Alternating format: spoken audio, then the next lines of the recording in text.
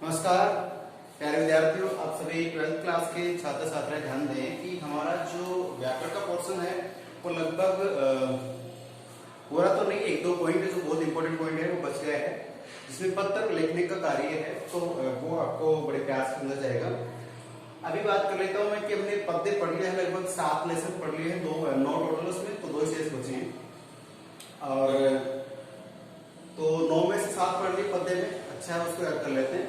उसके बाद ये कि पढ़ इसको सर्जना बुक, सर्जना 2 उसमें नाम है, बात एक ही है। तो सर्जन 2 बुक उसमें हमने पढ़ लिए हैं 7 जो लेसन है पद्य के। और अब जो बात कर रहा हूँ आपके सामने वो है गद्य खंड की।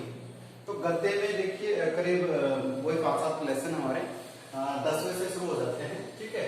तो 10वां लेसन जो है वो भय नाम का है, ठीक है। अब आप बात करें सर, ये भय डर जो है वो क्या होता है, ठीक है। तो आपको बात करें थोड़ी सी कि जो भय होता है, जो डर होता है, वो क्या चीज है वो देखने हमारे को कि सच्चाई में यही है कि किसी चीज से हम डर रहे हैं या कोई भय किसी प्रकार का। तो भय की परिभाषा क्या है? भय की परिभाषा, तो भय की परिभाषा इस पाठ में बहुत इंपॉर्टेंट रूप से बताने वाला हूँ। तो देखिए, हम किसी एक मनोविकार है, क्या है? मनोविकार। मनो का मतलब से हमारे मन में, और विकार का मतलब कोई कुर्ती, कोई बात है वो घर कर गई है, बैठ गई है, उस मनोविकार को ही भय कहा गया है। लेकिन वो क्या है? जैसे मान लीजिए फैल होने का डर, एक होता है ना, एक तो सामने होता है, एक होता है आशंका। आशंका और संभावना 2 शब्द हैं। आशंका और संभावना दोनों का मतलब तो एक जैसा ही है, लेकिन दोनों का प्रयोग अलग अलग जगह करते हैं। आशंका मैंने आपसे बताया कि बुरे की होती है, बुरे की आशंका होती है। तो कोरोना की संभावना थोड़ी आशंका ही है, कोरोना हो जाता है, डर है। तो जैसे नेगेटिविटी सोचते हैं कि यार जिसकी बुरा सोचते हैं वो तो आशंका होती है, और अच्छा होने की अगर उम्मीद में सोचते हो संभावना होती है। कोई व्यक्ति बीमार हो गया या उसे लक्षण लग रहे हैं इसके तो कोरोना हो सकता है, तो वो एक आशंका ही है। उसके बाद उसे एडमिट करवाते हैं, क्वारंटाइन करते हैं, ट्रीटमेंट करते हैं, फिर उसके क्या होता है कि उसमें सुधार होता है। तो सुधार होगा तो अच्छा हो रहा है, अच्छा हो रहा तो संभावना है। तो प्यारे बच्चे ध्यान रखें कि मान लीजिए आपको एग्जाम का कि एग्जाम अभी फॉर्म कब भरेंगे, कब एग्जाम होगा, कैसे तैयारी होगी, और तैयारी में कितना सिलेबस आएगा, ये क्या है? ये एक अनजाना भय बना हुआ है।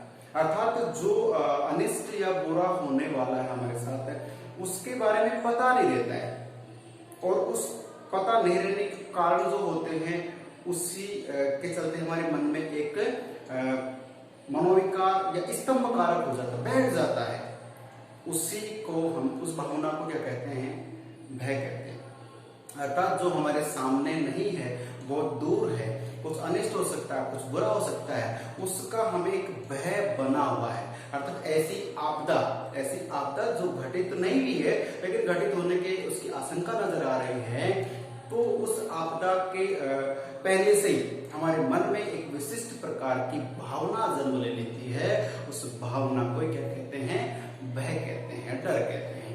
कोरोना से ले लें, एग्जाम का एग्जाम्पल ले लें, कैसे भी ले लीजिए कि बहुत दूर है और ये है कि उससे हम डर रहे हैं, लेकिन उसके बारे में हमारा क्या हो गया है कि एक भय बन गया है। कोरोना तो बहुत बड़ा एग्जाम्पल होगा आपके लिए कि देखिए, अगर किसी को हम डायरेक्ट से मिलते हैं या सैनिटाइज नहीं होते हैं या किसी पेशेंट के संपर्क में आते हैं, तो क्या होगा? हमें हो सकता है ना, उस हो सकने की एक हमारे मन में भय बैठा हुआ है। इसलिए मान लो दूर से बच्चे स्कूल में आ रहे हैं, टीचर बस आए, वीडियो बनाया, आपको सेंड कर दिया, सब दूर दूर से काम हो रहे हैं, मास्क लगा चलिए, सैनिटाइज कीजिए, सब चीजों की सफाई रखें। ये सब क्या है?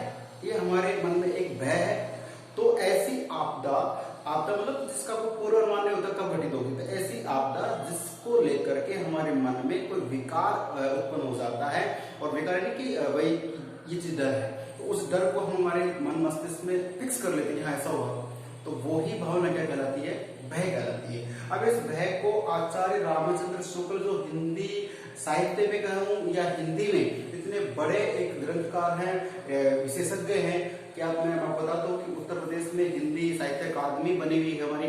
तो उस हिंदी साहित्य अकादमी से साइंस में लेबोरेटरी बनती है, वहां पे हर चीज का जांचबीन होती है। ठीक उसी प्रकार से साइंस के जैसे ही हिंदी में हिंदी साहित्य अकादमी है। वहाँ पे एक्सपेरिमेंट्स होते हैं कि ये शब्द सही है कि गलत है, ये निबंध सही कि गलत है। तो जो पूरी हिंदी व्याकरण की या पाठों की कहानियों की सबकी जो एनालिसिस मतलब वर्गीकरण होता है, उसकी जांच होती है, वो एक अकादमी, वहां उन अकादमी में जो एक्सपर्ट व्यक्ति हैं उनमें सर्वोपरि कौन हमारे आचार्य रामचंद्र शुक्ल हैं। ये किसी बात को बहुत अच्छे ढंग से बारीकी से अध्ययन करके फिर सामने प्रस्तुत करते हैं। तो ये हिंदी जो हमारी भाषा है, लैंग्वेज है, तो हिंदी के बहुत ही बड़े ग्रंथकार हैं। और ये कहे कि हिंदी साहित्य, हिंदी अलग और हिंदी साहित्य अलग है।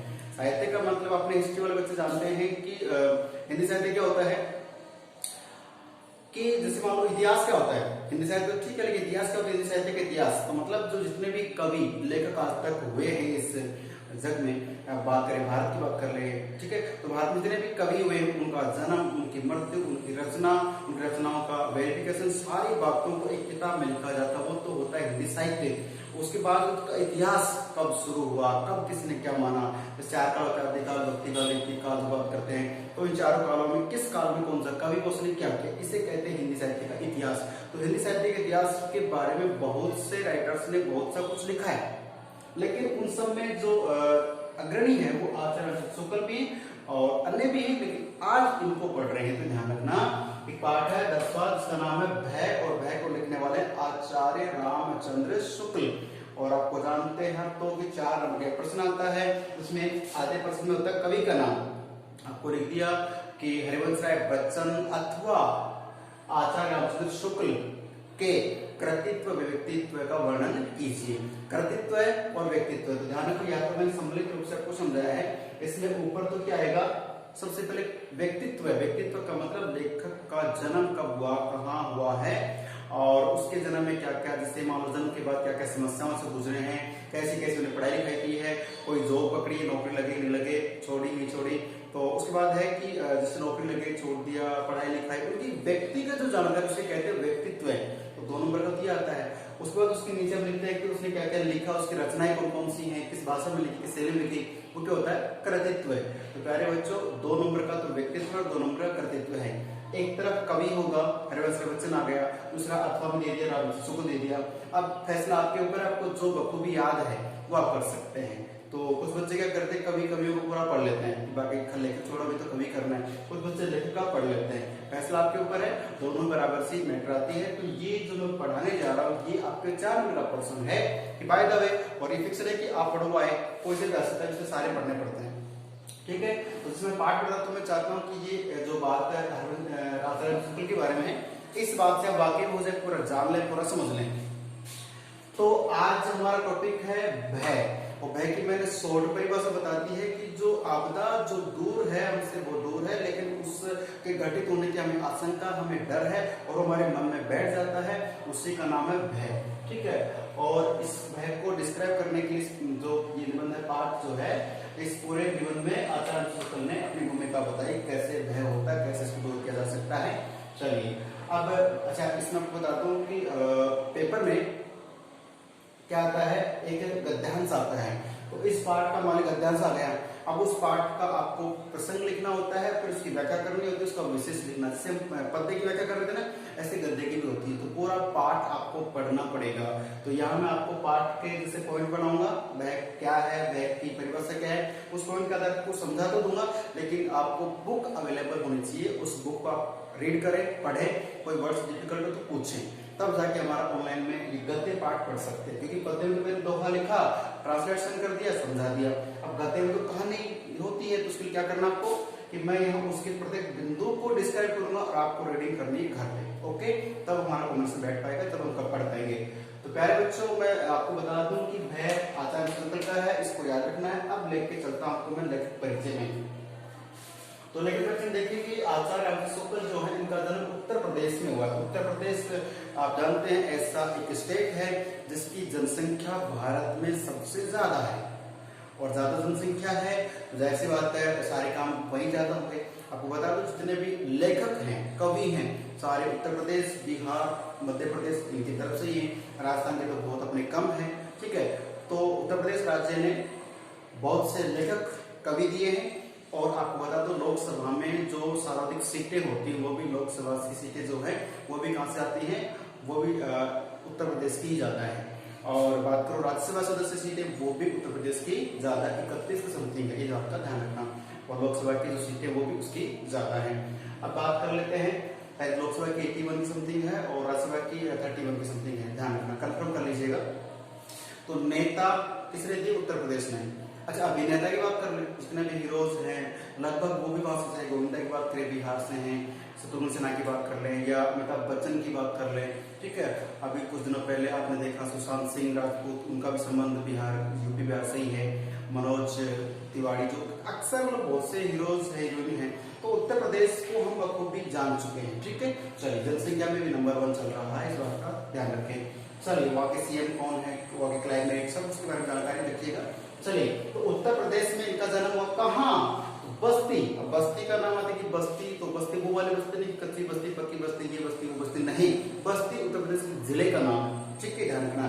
तो उत्तर प्रदेश के बस्ती जिले में उसके बाद अगोना गांव है, गांव तो सबके होते हैं, अगोना गांव है, वहां पे सन 1886 में आचार्य रामचंद्र शुक्ल, आचार्य तो फिर बाद में लगा नाम उनका, तो रामचंद्र जी का जन्म वहां पे हुआ है, ठीक है। चलिए, जन्म हो गया, अच्छी बात है कि अब ये तो उनका इतने बताया इस पार्ट में हमारे को, इनका जन्म कहाँ हुआ, ठीक है, क्वेश्चन बता दी। अब इनका इंपॉर्टेंस ये है कि इन्होंने क्योंकि हिंदी साहित्य को या हिंदी को बहुत ऊपर उठाया है, वो तो प्रयास किया है, तो वो प्रयास यहाँ पे ज्यादा इंपॉर्टेंट है।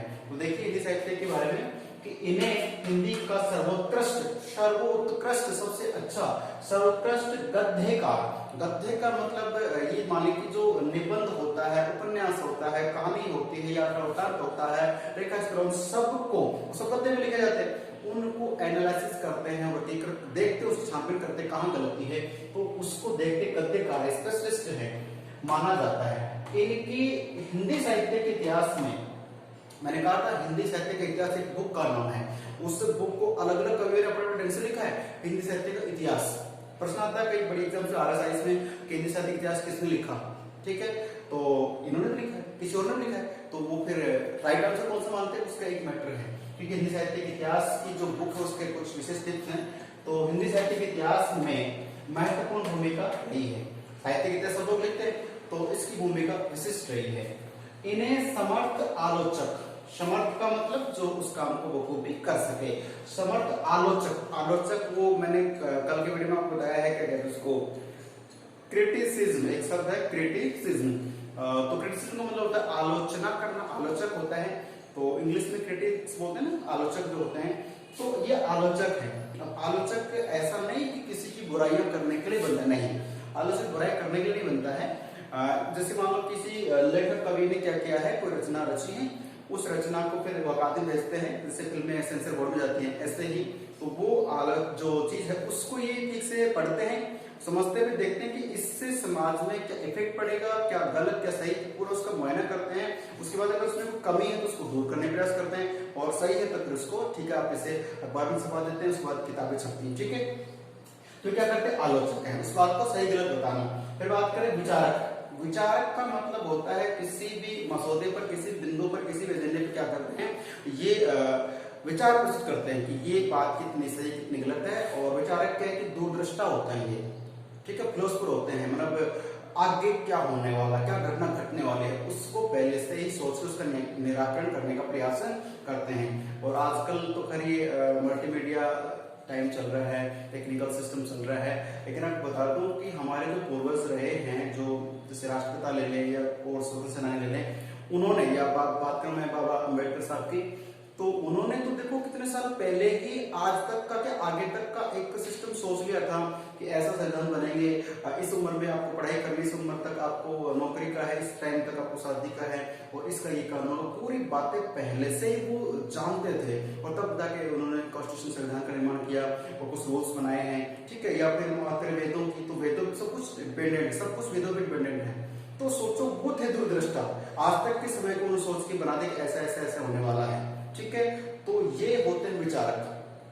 अब ये अपन बोलते हैं कि हम भी विचारक हैं, हम विचारक हैं, अखबार पढ़ा, मैंने बिंदु पढ़ा, दूसरे देशों से होगा, जो पढ़ा हुआ ज्ञान उसी को बस बांटने का प्रयास करेंगे।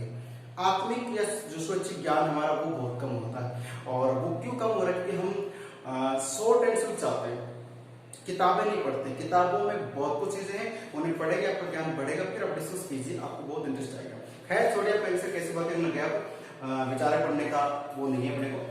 अपन पढ़ रहे हैं आचार्य रामचंद्र शुक्ल को। इनका जन्म बस्ती जिला है उत्तर प्रदेश का, अगोना गांव है, वहां पे 1886 में इनका जन्म हुआ है।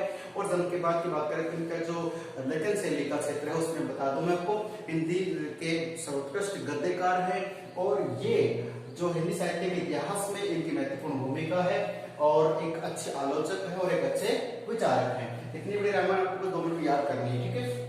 विचारक भी हैं। बात करें कि हिंदी साहित्य के ऐतिहासिक बुक का नाम है और साहित्य का ग्रंथ है। तो हिंदी साहित्य के इतिहास किसने लिखा? आचार्य रामचंद्र शुक्ल ने, ये ध्यान रखना है। बात करें कि रस मीमांसा, रस मीमांसा भी एक ग्रंथ का नाम है, एक अच्छी रचना है। ये 2 इनकी प्रसिद्ध रचनाएं हैं, आप देख रहे हैं इसको, प्रसिद्ध रचनाएं हैं। एक तो हिंदी साहित्य का इतिहास, दूसरा रस मीमांसा के नाम से 2 पुस्तकें हैं। जो ग्रंथ है वो इनकी प्रसिद्ध रचनाएं किसकी? आचार्य रामचंद्र शुक्ल की।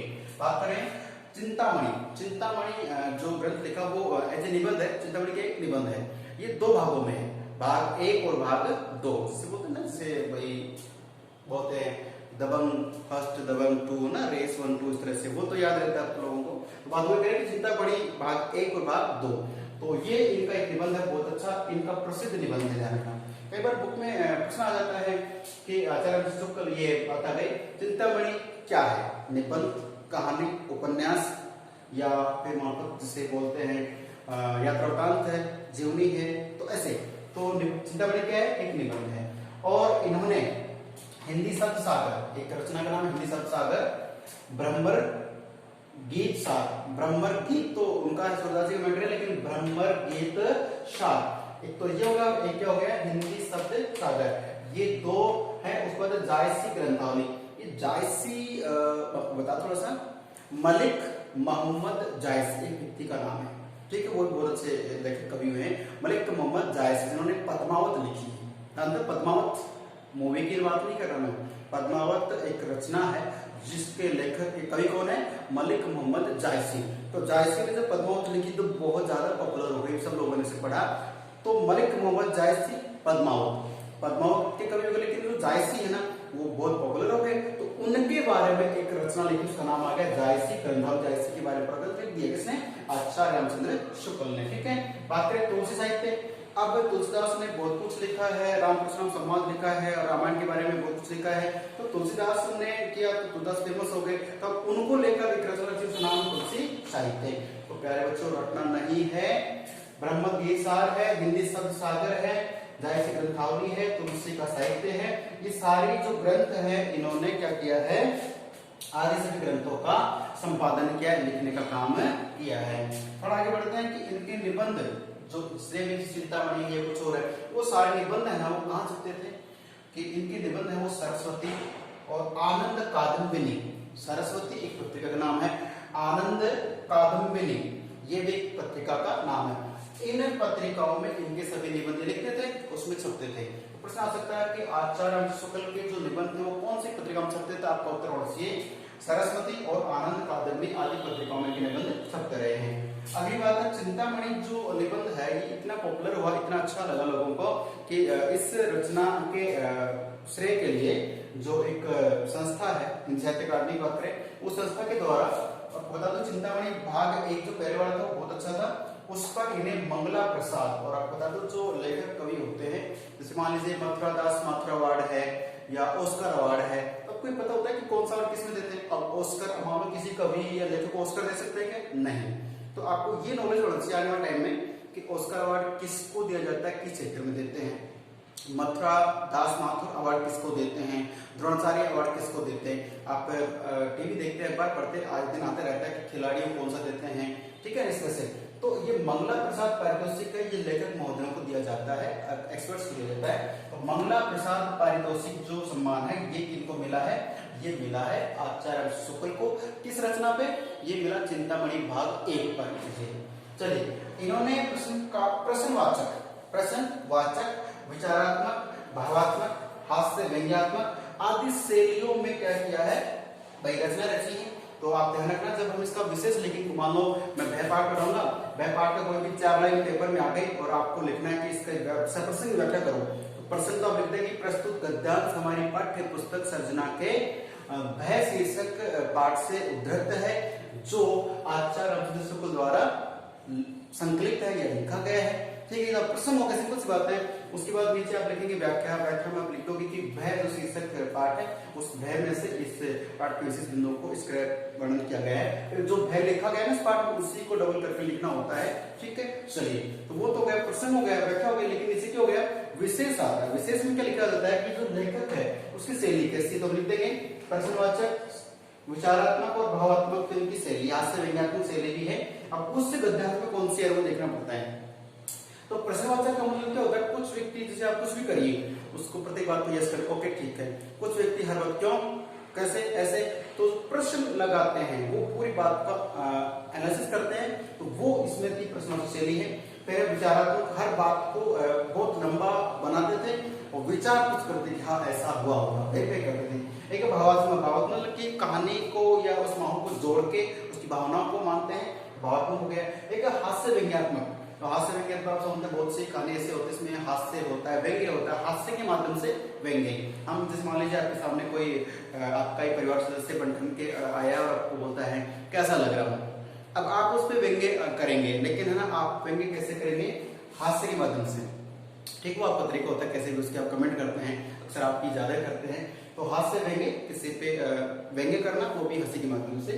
चलिए, आदि शैलियों का प्रयोग किया है, तो सीधी सीधी बातें पढ़ चुके हैं। आचार्य रामचंद्र शुक्ल जो हिंदी के सर्वोत्कृष्ट गद्यकार हैं, वो एक अच्छे विचारक भी हैं, आलोचक भी हैं। उनका चिंतामणि निबंध है जो भाग 1-2 लिखा गया है। भाग 1 में उन्हें मंगला प्रसाद पारितोषिक सम्मान मिला है, और ये हिंदी साहित्य इतिहास के लेखक भी हैं।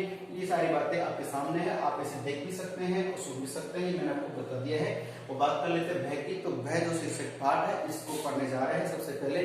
अब इसमें कोई कहानी तो नहीं है, हालांकि 3-4 कहानियां आएंगी इसके बीच बीच में, लेकिन आपको ध्यान रखना है कि भय क्या है और क्या नहीं है, वो देखना है। तो प्यारे बच्चों, ये आपको जो भय पाठ का मैंने सिर्फ अभी लेखक परिचय बताया है, इसके बाद पाठ से उठने वाला भय, ठीक है, जो आपदा के बारे में बताया जाता है। तो मिलते हैं फिर नेक्स्ट क्लास में, तब तक के लिए नमस्कार, धन्यवाद।